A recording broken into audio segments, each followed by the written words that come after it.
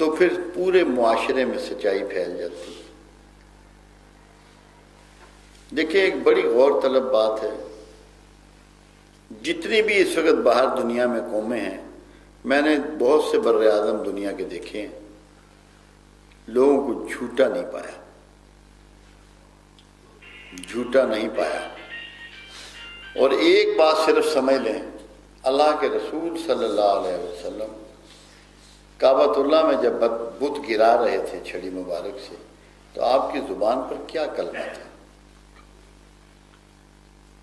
کہ حق آ گیا اور باطل مٹ گیا، اور باطل ہے ہی مٹنے کے لیے۔ باطل کسے کہتے ہیں آپ لوگ؟ باطل جھوٹ کو کہتے ہیں، بطل میں نے جھوٹ۔ تو جب باطل ہے ہی مٹنے کے لیے اور ہم سب خوگر ہیں جھوٹ کے، ہر رشتے میں ہم جھوٹے ہیں، دنیا کی وہ کون سی طاقت ہے جو ہمیں پھر قوت دے سکتی؟ کیونکہ اللہ کا پروگرام تو باطل کو مٹانے کا ہے، اور آپ باطل رکھتے ہوئے، جھوٹ اپنے اندر رکھتے ہوئے، زبان پر، رویے میں، تمام ایٹیچیوڈ میں، تمام علم میں، تمام پریکٹس میں، تمام معمولات میں، تمام معاملات میں، اور یہ چاہتے ہیں کہ اللہ آپ کی مدد کرے گا، رسول اللہ آپ کے لیے کوئی بندوبست کریں گے۔ کیا رسول اللہ نے اس دن بت گراتے ہوئے یہی کہا تھا؟ آپ نے تو فرما دیا حق آ گیا اور باطل مٹ گیا، اور باطل ہے ہی مٹنے کے لیے۔ اب اپنے آپ کو آپ غلطی سے حق سمجھ رہے ہیں، اللہ آپ کو حق نہیں سمجھ رہا، کیونکہ آپ حق پر نہیں ہیں۔ آپ نے تو اپنی زندگی کو جھوٹ کا اوڑھنا بچھونا بنا لیا ہے، پریکٹس جھوٹ کی بنا لی ہے۔ کیسے غرق نہیں کرے گا آپ کو اللہ؟ کیسے بچ سکتے ہیں آپ اللہ کے عذاب سے؟ قرآن حکیم میں عذاب کا ایک لفظ بڑا عجیب آیا، اس کے لیے رب العزت نے لفظ ادا فرمایا عذاب مہین۔ مہین انتہائی باریک چیز کو کہتے ہیں، وہ جو آئینہ ہوتا ہے نا، میگنیفائنگ گلاس، محدث آئینہ، اس سے بھی دیکھنا مشکل ہوتا ہے، اتنی باریک چیز، جیسے جرثومے ہوتے ہیں۔ تو وہ باریک عذاب کون سا ہے جو ہمیں نظر نہیں آ رہا مگر ہم پر جاری ہے؟ وہ ذلت کا عذاب ہے، وہ ہیبت کا عذاب ہے، وہ خوف کا عذاب ہے، وہ مرعوب ہونے کا عذاب ہے، وہ مغلوب ہونے کا عذاب ہے، وہ بے چینیوں کا عذاب ہے، بے غیرتی کا عذاب ہے، بے حسی کا عذاب ہے۔ وہ عذاب جاری ہے کیونکہ ہم جھوٹے ہیں، ہم باطل ہیں، ہم باطل پر ہیں۔ کون بچائے گا آپ کو؟ درود شریف پڑھنے سے بچ جائیں گے، نمازیں پڑھنے سے بچ جائیں گے، سورہ فاتحہ پڑھنے سے بچ جائیں گے؟ نہیں، جب تک جھوٹ کی پریکٹس کو بند نہیں کریں گے، اللہ ہی آپ کا سب سے بڑا مخالف ہے۔ یاد رکھیں اس بات کو اچھی طرح، سب سے بڑا مخالف آپ کا اللہ ہے، کیونکہ اللہ باطل کو نہیں چھوڑتا۔ میری کتاب ہے اللہ کے وعدے مومن سے، اس کی بنیاد یہ بنی تھی کہ ایک شخص میرے پاس آیا، بڑا برگزیدہ، مجھ سے بھی لمبی داڑھی، اتنا بڑا محراب، پکا نمازی، تسبیح ہاتھ میں، مجھے کہنے لگا جی کہ دنیا میں سب سے زیادہ تذلیل مسلمانوں کی ہے، اللہ ان کی مدد کو کیوں نہیں آتا؟ اس پر میں نے یہ جواب دیا تھا، اور اسی پر وہ کتاب مرتب ہوئی کہ اللہ نے کوئی وعدہ مسلمانوں سے نہیں کیا، اللہ کے سارے وعدے مومنین سے۔ کوئی وعدہ اللہ کا مسلمان کے ساتھ نہیں ہے، اللہ کے سارے وعدے تائید و حمایت کے، اس کی مدد کے مومن سے ہیں۔ اور مومن کون ہوتا ہے؟ جو اللہ کا فرما بردار ہوتا ہے۔ تو اللہ کی جب فرما برداری آپ سٹارٹ کریں گے تو سب سے پہلی سچائی کی اینٹ وہیں رکھی جائے گی۔ اور میں اللہ کو گواہ کر کے پورے درس سے یہ بات آپ سے کر رہا ہوں، اگر ہم نے جھوٹ نہ چھوڑا تو تاریخ میں بھی ہمارا نام مٹ جائے گا، دنیا سے تو مٹیں گے ہی، ہسٹری سے بھی ہمیں مٹا دیا جائے گا۔ یہ یاد رکھیے گا میری بات۔ اور صرف ان چند نفوس کا نام رہ جائے گا جو سچے تھے۔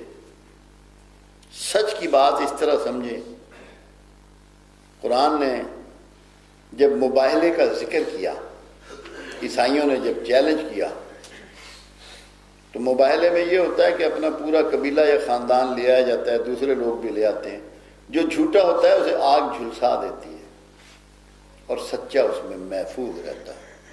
تو میرے آقا و مولا رحمت للعالمین نے چادر لی سفید رنگ کی، اپنے اوپر لی، بازوؤں کو پھیلایا، ایک طرف مولا علی ہیں، ایک طرف فاطمہ الزہرا رضی اللہ تعالیٰ عنہ، اور دو طرف حسن حسین ہیں سامنے آگے۔ یہ کل کائنات کو لے کے آپ باہر آئے، کیونکہ عیسائی تو بہرحال بھاگ گئے تھے۔ پھر تو سلیمان فارسی باہر کھڑے ہوئے تھے قریب میں۔ آپ نے فرمایا سلیمان تو دور چلا جا، کیونکہ آج جس میں رتی بھر بھی رائی کے دانے برابر بھی بدل ہوگا وہ جھلس جائے گا، کیونکہ سلیمان فارسی یہودی رہے، سلیمان فارسی عیسائی رہے، سلیمان فارسی مجوسی رہے، یہ بتلی کے انداز تھے۔ بھلے وہ نکل گئے، سرکار کی غلامی میں آ گئے، مگر وہ رائی کے دانے برابر بھی اگر بتل تھا اس نے بھی جھلس جانا تھا۔ تو ہم تو سراسر باطل ہیں، ہمیں کون بچا لے گا؟ کون بچائے گا ہمیں؟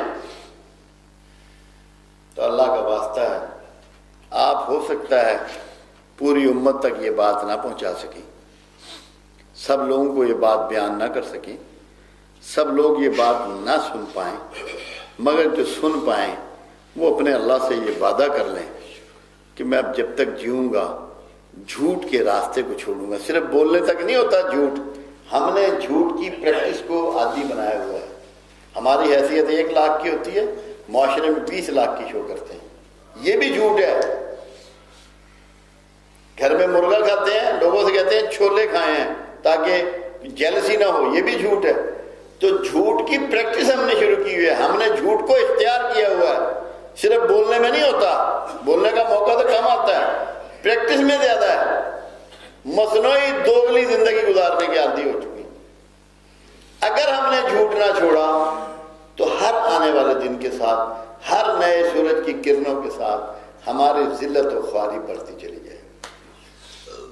تو ہمیں اگر کامیابی چاہیے، عزت چاہیے، احترام چاہیے، سکون چاہیے، اطمینان چاہیے، اللہ کی اس کے رسول کی رضا چاہیے، اپنے گھروں میں آسودگی اور آرام چاہیے، ہمیں جھوٹ کو چھوڑنا پڑے گا، ورنہ دنیا کی کوئی طاقت ہماری ہیبت دوسری قوموں پہ کبھی قائم نہ کر سکے گی۔ اور آپ دیکھ لیں، تاریخ اس بات کی واحد و شاہد ہے، پوری طرح گواہ ہے کہ جب تک مسلمان مومن رہا ہے اور سچ کا خوگر رہا ہے، کم اسباب کے ساتھ، کم تعداد کے ساتھ، کم اہلیت کے ساتھ فتح یاب ہوا، اور ہر شعبہ زندگی میں فتح یاب ہوا۔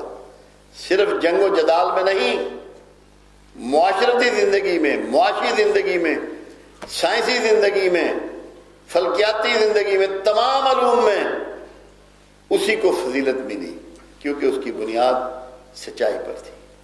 جو لوگ ویسٹ میں رہے ہیں وہ جانتے ہیں کہ ویسٹ میں بالکل نئے نوجوان ہوں، کچھ ہوں، اسٹیٹ فارورڈ ہیں، ان کی زندگی میں جھوٹ کا دخل نہیں ہے، اللہ کو نہیں مانتے، مگر بنیادی سسٹم پر قائم ہے، اس لیے اللہ ان کو فائدہ دے رہا ہے۔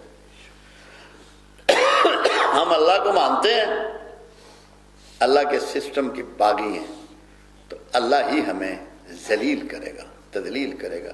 سورہ آل عمران میں اس نے بڑا کلیئر کر دیا کہ میں سب سے بہتر انتقام لینے والا ہوں، منتقم ہوں۔ تو ہم سے وہ انتقام لے رہا ہے اس کے سسٹم کی ڈیویشن کا، اور اللہ کا سسٹم سچ، سچ اور صرف سچ ہے۔ اللہ آپ کا اور میرا حامی